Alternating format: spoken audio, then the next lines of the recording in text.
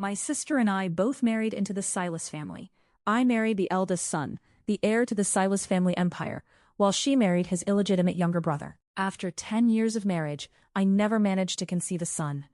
My sister, on the other hand, had 2 children in just 3 years, though both were daughters. After giving birth to 4 daughters in a row, she finally learned she was expecting a son.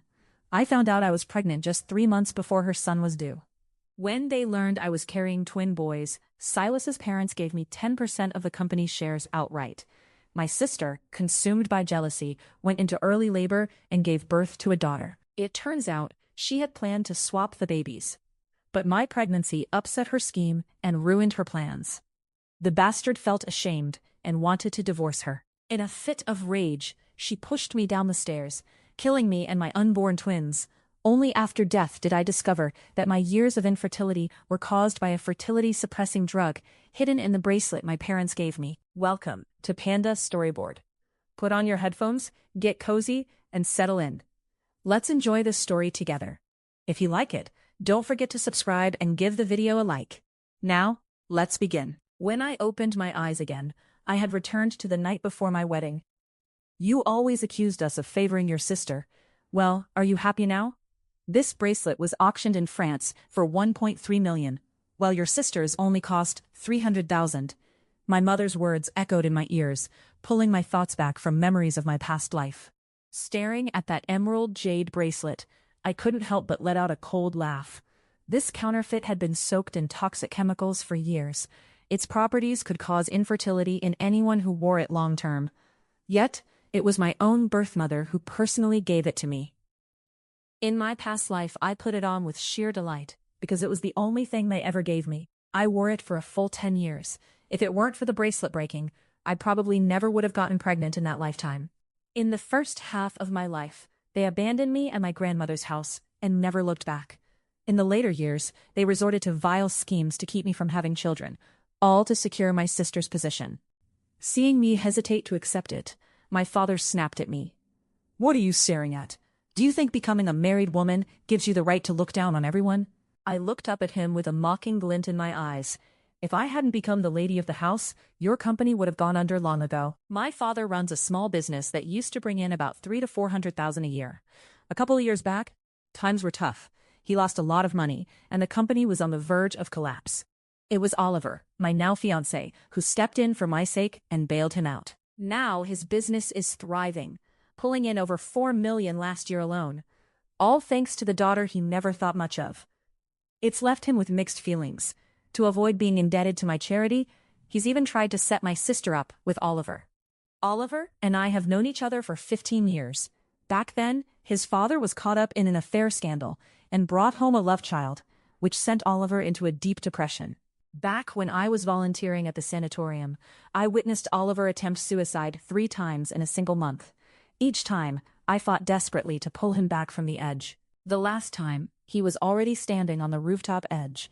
In my rush to save him, we both fell from the 7-story building.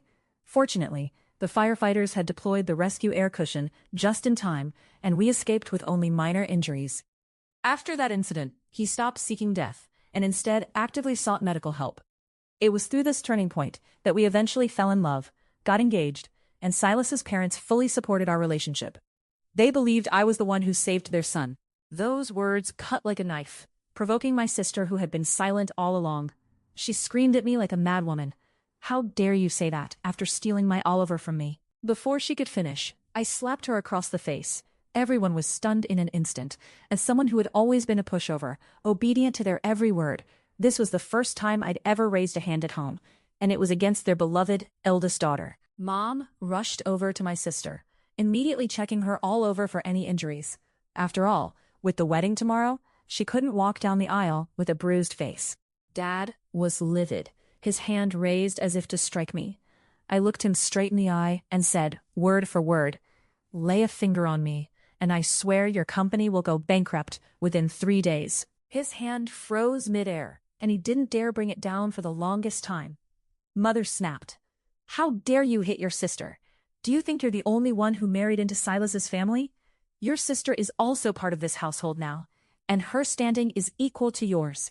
You have no right to throw your weight around in this house." I turned my gaze to her, letting out a cold, mocking laugh, without uttering a single word.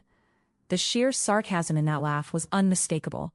All three of them knew exactly what I meant. The illegitimate son, Silas, may have had his status publicly acknowledged, but he wasn't even allowed to live in the Silas family mansion, let alone hold any real power.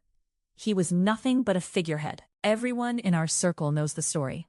After failing to seduce Oliver, my sister set her sights on him instead. She had no idea about the backstory, only that his status was slightly beneath Oliver's. Right up until the wedding, the dowry my sister received wasn't even a fraction of mine. Though we married on the same day, I went to a castle owned by Silas's family, while she ended up at a 7-star hotel. The comparison fueled a deep sense of resentment in her. To secure her standing, our parents hatched this vicious plan, all to ensure she'd get pregnant quickly, while hoping I'd remain childless forever and become a laughingstock. Mom was trembling with rage and turned to egg Dad on. "What are you waiting for? If you don't teach her a lesson today, she'll be walking all over you tomorrow." Dad swung a slap at me. I dodged it swiftly, then grabbed a nearby vase and hurled it at him with all my might. Perhaps I was too enraged. My grip faltered, and the vase went wide, missing its target. It shattered on the ground, leaving only a spray of broken fragments and spilled water. Dead silence fell. I lifted my head, my gaze turning icy once more. "You brought this on yourself. I'm just granting your wish." I turned to leave, but Mom suddenly changed her expression and grabbed my arm, pleading, "Don't take it to heart with your father. He's just getting senile." I shook off her hand forcefully. "That's not what you said when you egged him on to hit me earlier. Stop pretending to be the caring mother. You make me sick." I strode away. Once I stepped out of the house, I called Oliver. No one picked up the first time. The second time, no answer either. In my past life, I didn't call Oliver. Instead, I gently touched the bracelet my parents gave me, hiding under the covers with a quiet laugh, feeling like the happiest woman in the world. I don't know how it happened, but it felt like some force was pushing me forward. An hour later, I found myself at the small villa where Oliver occasionally stayed. I thought he wasn't home, but to my surprise, the cottage was all lit up. When I got closer, I saw Oliver drinking with his brothers. They weren't being loud, but I had the key to the cottage. When I opened the door and walked in, none of them noticed me. Yet, I could hear their conversation clearly. "I can't believe you're actually going to marry her. With her family background, aren't you worried you'll regret it later?" That was Oliver's best friend speaking. Oliver replied with a bitter laugh. "What choice do I have? She saved my life. I owe her that much." Another voice chimed in. "Come on, man. You don't have to marry her just because of that. You could just set her up with a good life, maybe find her a decent guy. Why sacrifice yourself?" "Because my parents expect it," Oliver said quietly. "And honestly, she's not that bad. She's kind, she cares about me. Maybe that's enough." "But do you love her?" his friend pressed. The silence that followed was deafening. My heart sank into my stomach. I'm fond of her," Oliver finally said. "Look, Sophia and I, that's over. She made her choice. I need to move on, and Clara's a good person. I'll make it work." So, that was it. I was the consolation prize, the safe choice. The woman he'd settle for because Sophia was out of reach. Not the woman he loved, just the one he felt obligated to. I stood frozen in the doorway. All those years, I'd thought we had something real, that our love was genuine, but I was just convenient. Just there. My hands were trembling.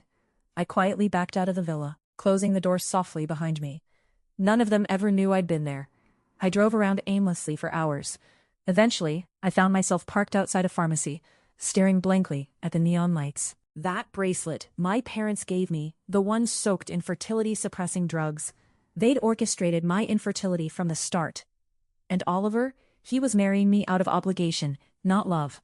I thought about calling off the wedding. But then what? My parents would be humiliated. Oliver's family would be insulted. And I'd be labeled the unstable woman who couldn't handle marriage. No, I had a better plan. I drove back to my apartment and locked the door behind me. Then I carefully removed the bracelet and threw it in the trash. If they wanted to control my life, I'd take back control. The next day, I walked down the aisle with a smile on my face. Oliver looked handsome in his tuxedo, playing the part of the devoted groom. I played my part too, the blushing bride. But inside, I was ice cold. I knew the truth now. This marriage was built on lies, obligation, and manipulation. On our wedding night, Oliver was gentle and attentive. He held me carefully, kissed me softly, made love to me with practiced skill. It was everything a wedding night should be, except there was no love in it. "Are you happy?" he whispered afterward, stroking my hair. "Yes," I lied. "Are you?" "Very," he lied back. And so began our marriage of convenient lies. He went to work every day, came home on time, asked about my day. I cooked dinner, kept the house clean, smiled when he walked through the door. We looked like the perfect couple from the outside. But we were both just going through the motions, playing house with no real foundation beneath us. Months passed. My sister got pregnant almost immediately, her first daughter. My parents were thrilled for her, calling constantly to check on her health. They called me too, but only to ask when I'd be getting pregnant. "What's taking so long? Are you even trying? You need to give Oliver a son." I wanted to laugh. They'd spent years poisoning me with that bracelet, ensuring I couldn't conceive, and now they had the audacity to pressure me about getting pregnant? But I bit my tongue. I'd play along for now, let them think they were winning. Meanwhile, I started seeing a doctor privately. I needed to know if the damage from that bracelet was permanent. The tests came back. It would take time, but with treatment, I could eventually conceive. Good. That gave me time to plan. My sister had her first daughter, then got pregnant again right away. Another daughter, then another. My parents were getting worried now. What if she couldn't produce a son? But I remained childless. Oliver's parents were getting concerned too, though they were kinder about it than my own family. "Don't worry," Oliver's mother told me. "These things happen in their own time." If only she knew the truth. But I couldn't tell her, not yet. The timing wasn't right. Then, after my sister's fourth daughter, she finally got pregnant with a boy. My parents were ecstatic. This was it. This was their golden child, the one who would secure her position in the family. And that's when I found out I was pregnant too. Not just pregnant, carrying twin boys. Oliver's parents lost their minds with joy. They gave me 10% of the company shares immediately. My parents were stunned.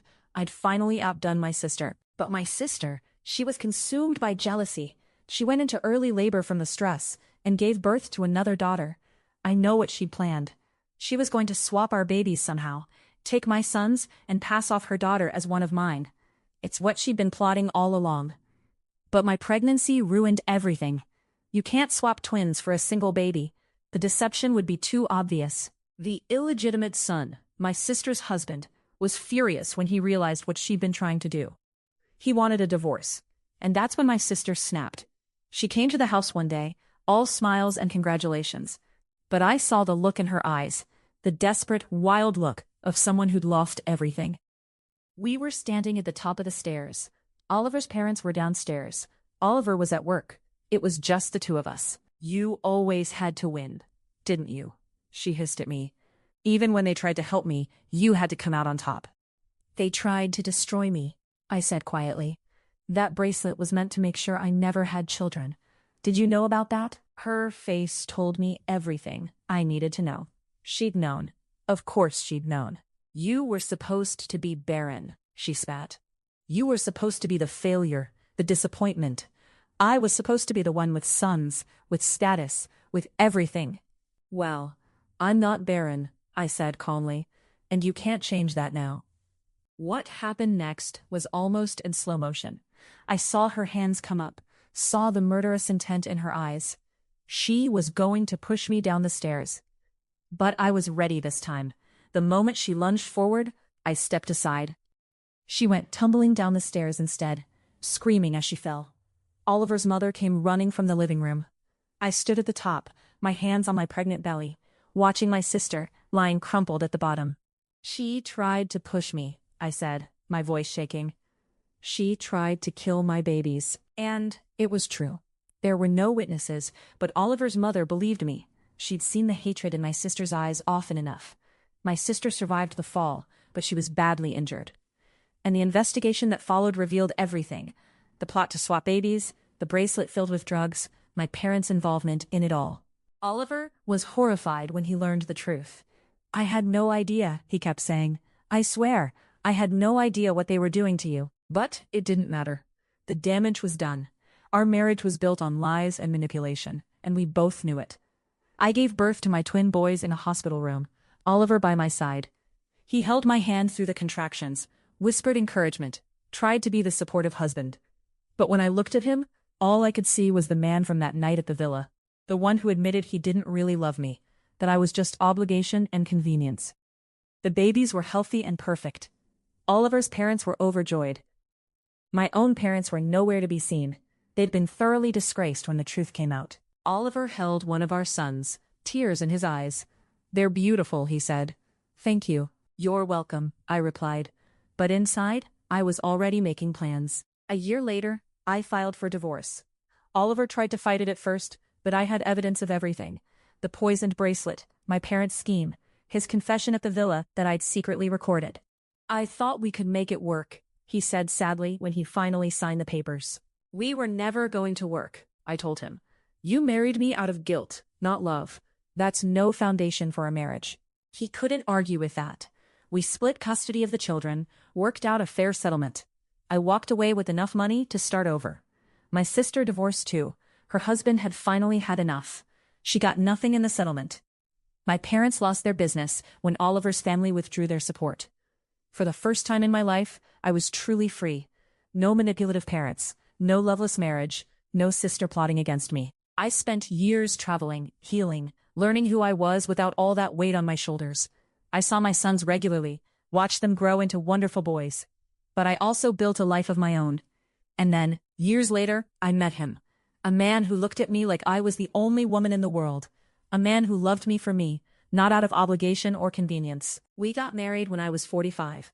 And miracle of miracles, I got pregnant again. It was a boy, my third son.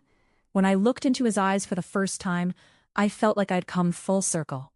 This child was born out of love, into a family built on honesty and respect. "May you live a happy and prosperous life," I whispered to him. That's all I ever wanted for any of my children. Looking back, I can see now that everything happened the way it was supposed to. The betrayals, the manipulation, the lies, they all led me here, to this moment of perfect peace. My sister is living somewhere with her daughters, struggling to make ends meet. My parents are estranged from both of us, reaping what they sowed. Oliver remarried eventually, found someone who made him happy. And me? I finally found what I'd been searching for all along. A family built on love, not schemes. A marriage built on choice, not obligation. A life that's truly mine. Sometimes I think about that bracelet, that poisoned gift my parents gave me. In a way, it was the catalyst for everything, the thing that revealed the truth and set me free. I'd go through it all again in a heartbeat if it meant ending up here, in this life with this family, because now I know what real love feels like.